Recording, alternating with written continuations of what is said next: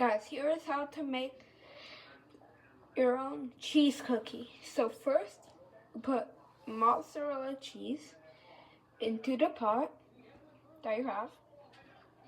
Then, you put it in the microwave. Put it in there.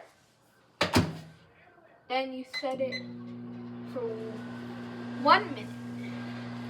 And you just wait.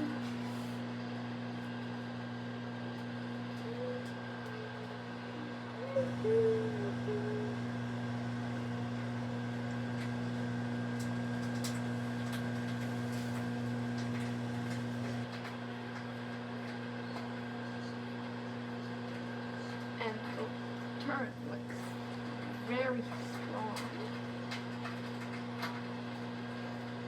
So, just wait a little. What is your favorite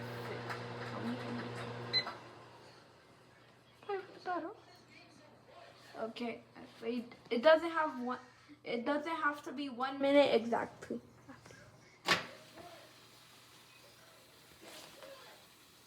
Okay, but make sure you have a paper towel or just a towel in here because it's gonna be very hard. And there you go, your own cheese cookie. Goodbye, guys.